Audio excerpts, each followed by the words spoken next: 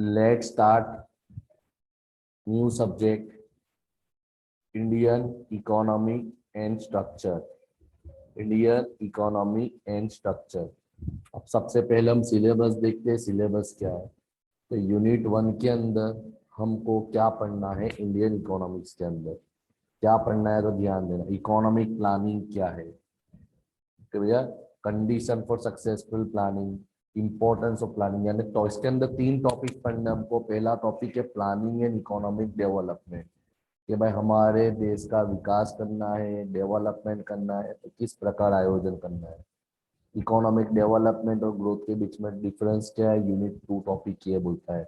और टॉपिक 3 कि अगर तुम डेवलपमेंट कर रहे हो कि नहीं कर रहे हो तो उसको कैलकुलेट करने की कौन सी मेथड है, ये चैप्टर नंबर 3 है।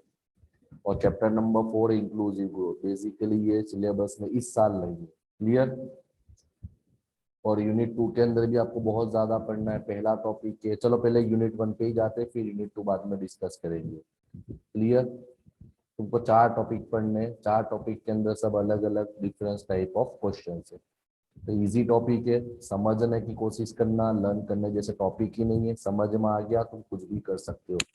Question number 1, what do you mean by economic planning. Economic planning क्या है, discuss the objective and achievement of planning in India. अब देखो यहाँ पे 2 क्वेश्चन है कि तुम्हारे हेतु क्या है, ऑब्जेक्टिव क्या है, एंड अचीवमेंट ये दूसरा प्रश्न है। अगर अचीवमेंट पूछे तो अचीवमेंट लिखना है, ऑब्जेक्टिव पूछे तो सिर्फ ऑब्जेक्टिव लिखना है। क्लियर।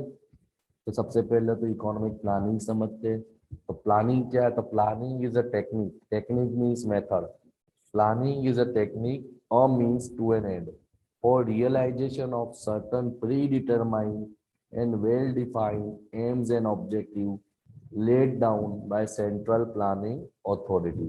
तो इकोनॉमिक प्लानिंग की डेफिनेशन क्या बताइए, तो सिंपल लैंग्वेज में ऐसा बोला है कि ये प्लानिंग का मतलब वो मेथड है जहाँ पे तुम पहले से नक्की करोगे तुम्हारे गोल और ऑब्जेक्टिव कि वो चीज को अचीव कैसे करना है। क्लियर। गोल को पूरा कैसे करना है, मकसद को अचीव कैसे करना है। द एंड, एंड का मतलब कुछ भी हो सकता है, economic objective, social objective, political objective, military objective, कुछ भी हो सकता है। अंडरलाइन कर देना, एंड का मतलब कुछ भी हो सकता है। ये इंट्रोडक्शन हुआ। अब आती है डेफिनेशन। तो अलग अलग ऑथर ने अलग अलग डेफिनेशन दी है, हम देखेंगे।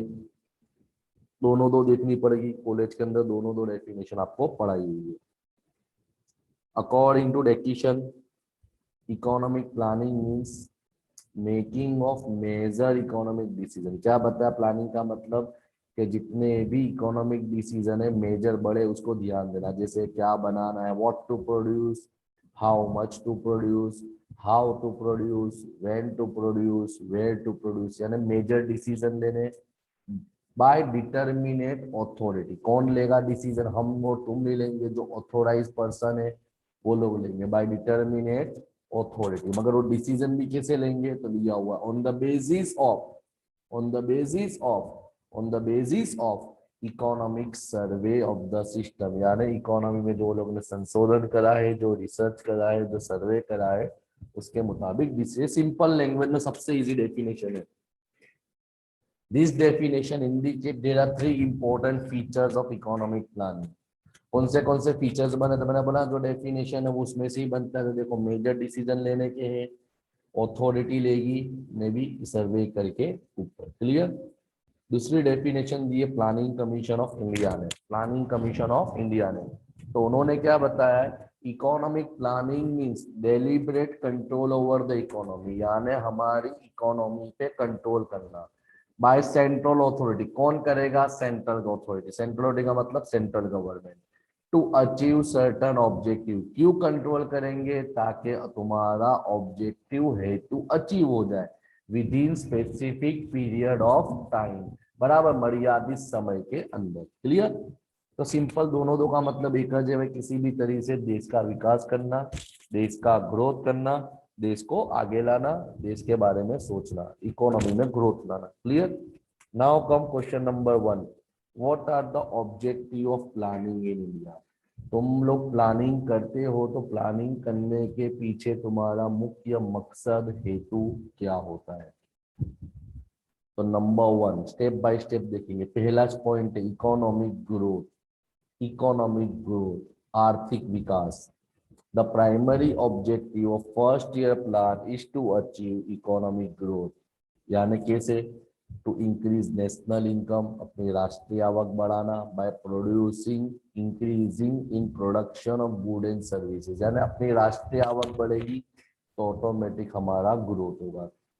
अब देखो, देखते explanation. During the 5 year plan the target growth was around 5% per annum, बराबर। Except in the first plan it was only 2.1, यानी याद रखना पहला 5 वर्षीय योजना के अंदर तुम्हारा टारगेट कितना था? 2%, 2.1% था इकोनॉमिक ग्रोथ का।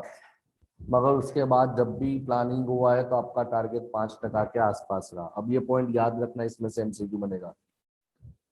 The target growth rate was higher than the growth rate of population, so that we can raise per capita income। मैंने सीधा बताया कि अगर आपका विकास का दर पॉपुलेशन के दर से ज्यादा होगा, यानी अगर तुम्हारा रेट ऑफ इकोनॉमिक ग्रोथ ज्यादा रहता है पॉपुलेशन ग्रोथ से, तो ही तुम्हारे को पर कैपिटा इनकम यानी माथादिक आवक और इकोनॉमिक का फायदा होगा। Clear? So it is necessary to increase the goods and consumer goods. तो देखो सब अलग अलग 5 वर्षीय योजना के लिए हमको भी लेटेस्ट देखना है। 12-17 का 8% का नक्की हुआ था, कितना अचीव हुआ है जो स्पेसिफाई किया नहीं है ना। ये तुम्हारा पहला पॉइंट बताया, वो तुम्हारा टारगेट है, उसके सामने तुमने कितना अचीव करा वो बताया। क्लियर? तो देखो वही सब लिखा हुआ है। अचीवमेंट का मतलब क्या होता है, तो देखो शॉर्ट में ही जाते हैं। During the first 3 decade of planning the economic growth was not satisfactory. जो ऊपर पड़ा उस पे से देखो, पहले 3 दशक में तुमने सोचा कितना था? 2.1, 4.5, 5.6, मगर उसके सामने अचीव कितना करा है आपने? उससे कम ही करा है। क्लियर? देख लो, was not satisfactory. Till 1980, the growth rate was only 3.73% against the growth rate of population of 2.5. So per capita income increased by only 1%. सीधा है जो डेफिनेशन में ही पढ़ा है। But from the 6th plan, छठे 5 वर्षीय योजना से, there was a change in यानी 1980 के बाद से चेंजेस आया। There was a change in Indian economy. In the 6th, 7 and 8 plan, the growth rate expectation था तुम्हारा 5% का, मगर तुमने अचीव कितना करा? तो चेक करो तुमने अचीव कितना करा? 5.7, 5.2 से ज्यादा 6, 6.8, यानी तुमने जितना सोचा था उससे ज्यादा 6, 7, 8वें प्लान में अचीव हुआ। क्लियर? फिर 9वें प्लान में वापिस कम हो गया।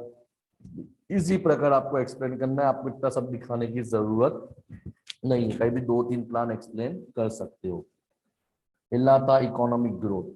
Second one is self reliance. Self reliance का मतलब खुद पे ही निर्भर रहो, किसी और पे डिपेंड होने की जरूरत नहीं है, किसी और पे डिपेंड होने की जरूरत नहीं है। One of the major objective of economic planning is to achieve self-reliance. Self-reliance means to reduce dependence on other country। आ गया ना, किसी और देश पे निर्भर रहने की जरूरत नहीं है। Formally, at the time of Indian independence, India was highly dependent on foreign country for import of grains, goods and foreign। सीधी बात है कि आजादी के समय में हम ज्यादातर बाहर के देश पे निर्भर रहते थे, चाहे वो फूड ग्रेन्स की बात हो, चाहे वो मशीन इक्विपमेंट की बात हो, या फॉरेन एड की बात हो, मदद की बात हो। So emphasise was given on self reliance. इसके लिए महत्व क्या दिया गया? स्वनिर्भर, खुद पे ही निर्भर हो। To achieve this objective it is necessary to take following measure. अब ये मकसद को अचीव करने के लिए क्या करना पड़ेगा? तो number one two reduce our dependence on foreign add and concessional loan. सबसे पहली पॉइंट आ गया कि बाहर वालों पे निर्भर करना बंद कर दो। Number 2, to reduce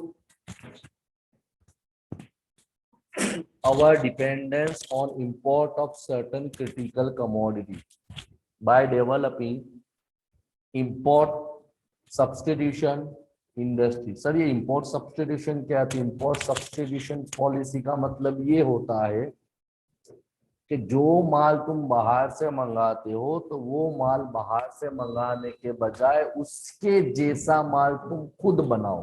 that is called import substitution policy. बराबर। Number 3, to achieve expansion and diversification of our export. जितना हो उतना तुम्हारा एक्सपोर्ट निकाल बढ़ाओ। तो इस प्रकार से तुम खुद पे निर्भर रह सकते हो। अब अचीवमेंट कैसा हुआ तो देखो, देखते हैं।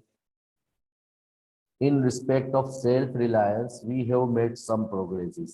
This is clear from the following. Number one, particular after NAS, New Agriculture Strategy, Unit 2 में पढ़ोगे, NAS, New Agriculture Strategy.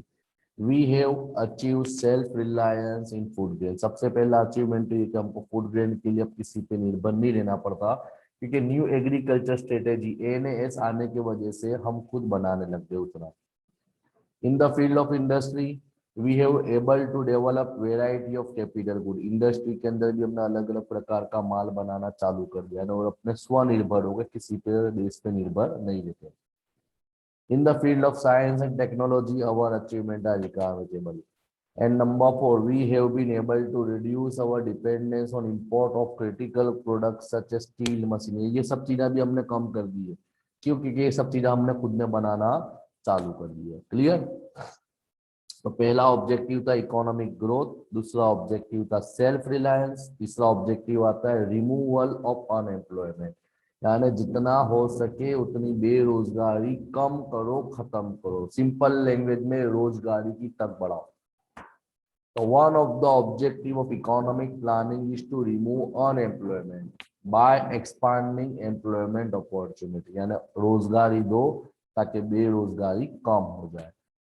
These objective emphasize from 4th and 5th plan। MCQ में आ सकता है कि ये चीज के बारे में, बेरोजगारी कम करने के बारे में, रोजगारी बढ़ाने के बारे में कब सोचा गया, तो चौथे और 5वें प्लान में सोचा गया। MCQ में आ सकता है।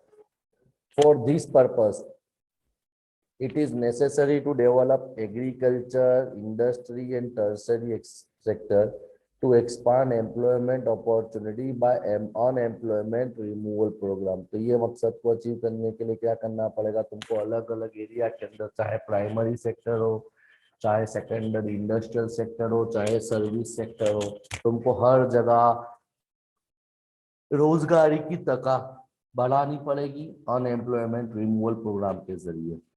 अब इसका अचीवमेंट क्या है तो देखो, direct government programme for providing seasonal employment to agriculture labour on rural work project. सीधी सी बात है ना कि भाई गामड़े के अंदर गवर्नमेंट ने ये प्रोजेक्ट चाले कर आगे। Target group oriented program, input delivery, creation of credit and marketing, यानी सब चीज दी गई कि भाई आप आपका प्रोजेक्ट लेके आओ, गवर्नमेंट आपको प्रोडक्ट बनाने में, मार्केटिंग करने में, सेल करने में, रॉ मटेरियल जत्था खरीदने में, मशीन खरीदने में हर तरीके से मदद करेगी। Even after 65 years of planning, लगभग अब तो हमको 70 साल से ज्यादा हो चुके हैं आजादी को, we have not been able to solve the problem of unemployment। फिर भी हमारे देश में ये प्रॉब्लम यथावत है। क्लियर।